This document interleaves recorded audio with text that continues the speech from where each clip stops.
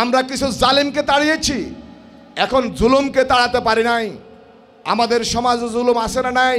আমরা এখানে যারা এসেছি, আমাদের মিশন, আমাদের লক্ষ্য, আমরা সকলেই আমরা ইসলামী আন্দোলনের কর্মী।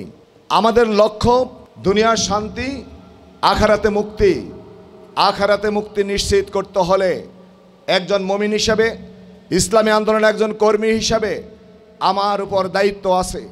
সেই দায়িত্ব যদি আমি যথাযথভাবে হক আদায় করে দায়িত্ব পালন না করি, অজাহিদু ফিল্লাহি হাক্কা জিহাদি হুয়াস্তাবাকুম ওয়া জাআলা আলাইকুম ফিদ্দীন মিন হারাজ মিল্লাত আবিকুম ইব্রাহিম।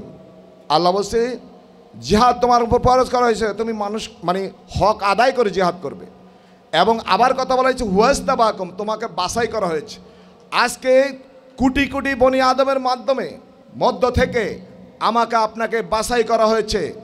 আপনার আমার এই হেদায়েতের পথে আমরা যারা এসেছি, এই হেদায়েতের উপর যদি টিকে থাকতে হয়, চেষ্টা তৎপরতা যদি আপনার অপটিমাম লেভেলে স্যাটিসফাইড না হয়, স্যাটিসফ্যাকশন না হয়, আপনি সর্বোচ্চ চেষ্টা না করেন, তাহলে এই হেদায়েতের পথে টিকতে পারবেন না।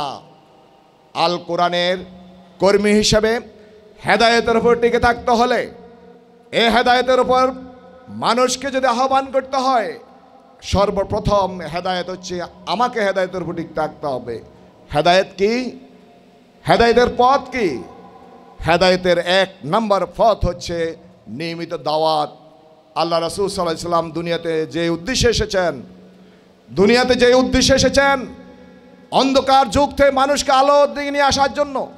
কিতাবুন আনজালনাহু ইলাইকা লিতুখরিজান নাসা মিনাজ যুলুমাতি ইলান নূর।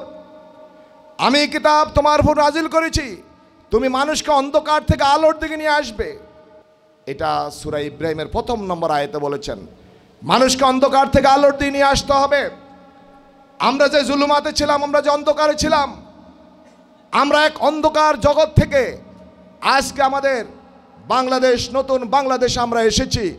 এই অন্ধকার এখনো শেষ হয় নাই। আমরা কিছু জালিমকে তাড়িয়েছি, এখন জুলুমকে তাড়াতে পারি নাই। আমাদের সমাজে জুলুম আছে না নাই?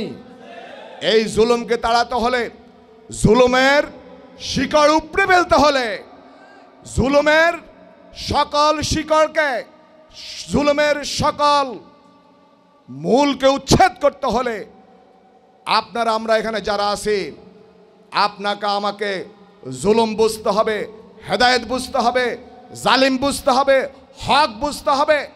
বুঝার পরে যদি আমরা ঘুমিয়ে থাকি, অবচেতন থাকি, অসচেতন থাকি, তাহলে আল্লাহ রব্বুল আলামিন আপনাকে আমাকেও ক্ষমা করবে না। কারণ যে আল্লাহ রব্বুল আলামিন আমার উপর রহম করেছেন, যে আল্লাহ রব্বুল আলামিন আমার উপর রহমত নাজিল করে জুলুমকে আমার সামনে থেকে, আমাদের চোখের সামনে থেকে সরিয়ে দিয়েছেন, সেই জুলুমাত থেকে আমরাও রেহাই পাবো না। আমি বুঝাইতে পারছি কিনা? তাহলে আমার দায়িত্ব কি? আমার দায়িত্ব হচ্ছে হক আদায় করে চেষ্টা তৎপরতা চালাতে হবে।